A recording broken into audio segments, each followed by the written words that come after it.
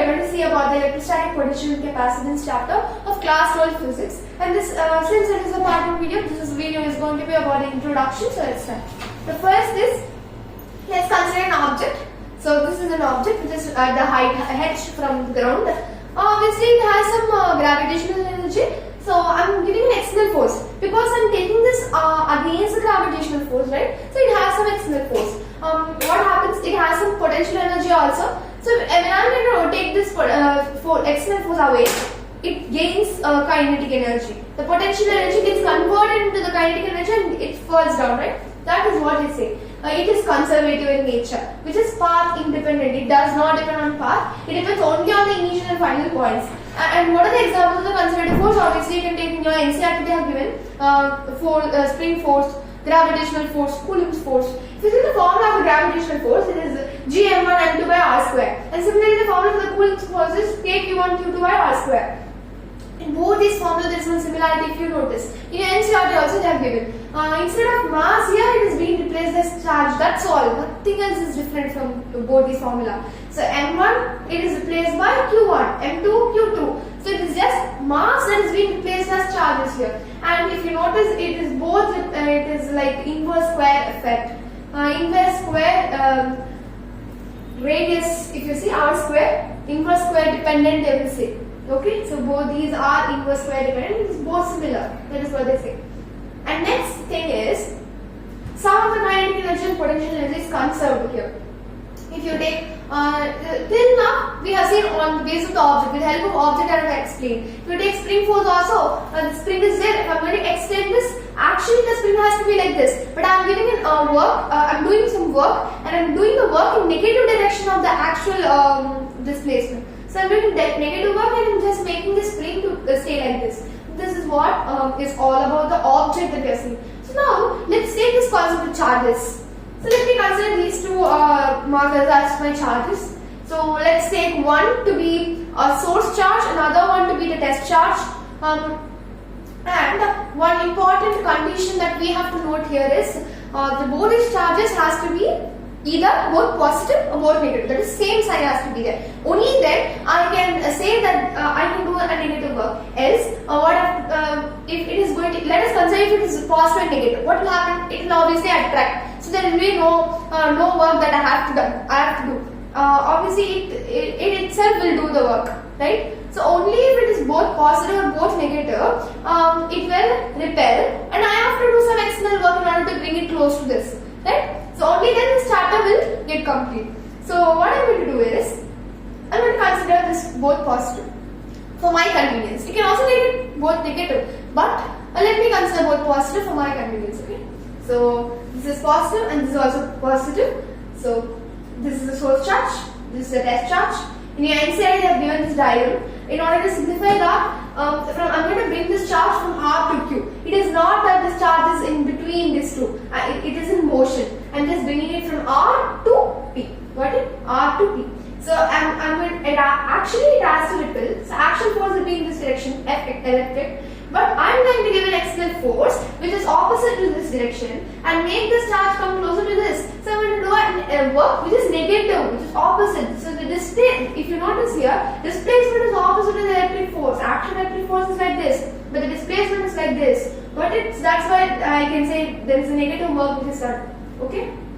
And there is one formula which is work done will be the negative of it is the difference of the potential energy, delta U. Okay, so I can say WRP is equals to UP minus UR. So WRP, if you notice here RP is there, but here in delta I can say it is P by UR, which is, I'm just taking this to be next opposite that of the WRP. Got it?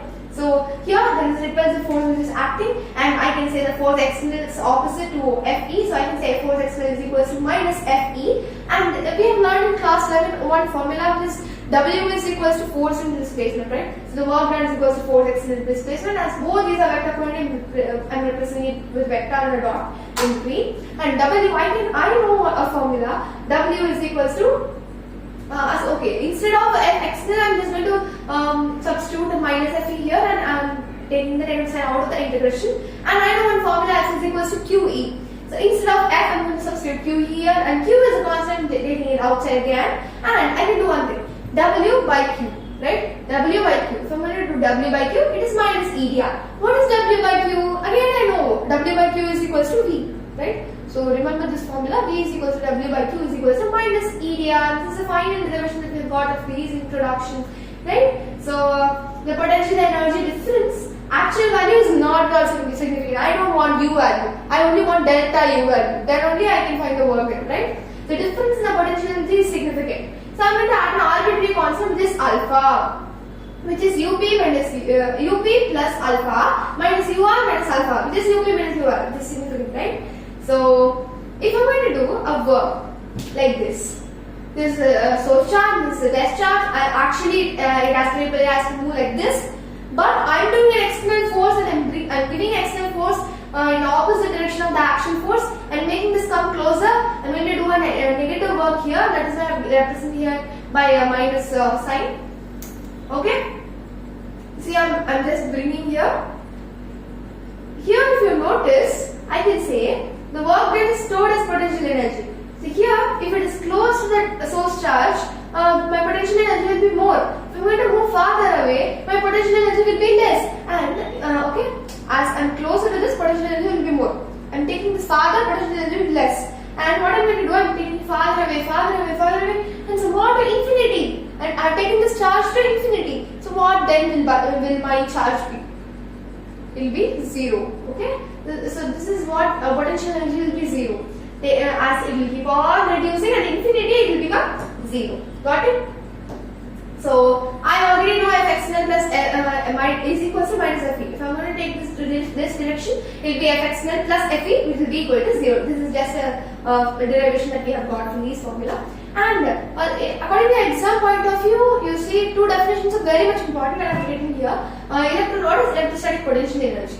So work done by external force in bringing a charge from infinity to a point without any acceleration. As there is no change in velocity and bringing the same velocity, there will be no acceleration. So in both these cases, without any acceleration only, we will be bringing these charges. I'm going to give an external force. So I'll be doing a work and I'm going to by an external force. Okay, work done by an external force in bringing a charge from infinity to a point. From infinity to a point without any acceleration is known as electrostatic potential energy. So what is the electrostatic potential difference then? Electrostatic potential difference means it is also an amount of work done only. It is a work done in bringing a unit test charge, which is 1 coulomb charge, unit test charge, very small charge, and not from infinity at all. Potential difference is here only, which is not from infinity, but I am just going to bring this charge from initial to final point. Initial to final point, a unit test charge. Why? Because you see, in a field, more potential energy will be there. Like here A, U, A, here Q, B. Okay. So potential energy means from infinity, if I am going to bring this, I am going to do a work now. That work is known as potential, electrostatic potential energy. And again here also for UV also I will be doing some work to bring this from infinity. No, this is potential energy. So here one potential energy for A I will be doing, potential energy for B I will be doing. This is what is potential energy. Understand the difference between potential energy and potential energy difference. So now this is what is potential energy, right? What is potential energy difference then? It means the difference between this potential and this potential. So work done I am doing to bring this charge, potential energy difference means amount of work done in carrying a unit test charge from initial to final point. That's all. Initial to final point, which is UB minus UA is equals to delta U. Got it? So this is what is all about this class. Hope you understood. In next part, let's learn about the next concept, which is general anxiety. So please do subscribe to our channel. Bye.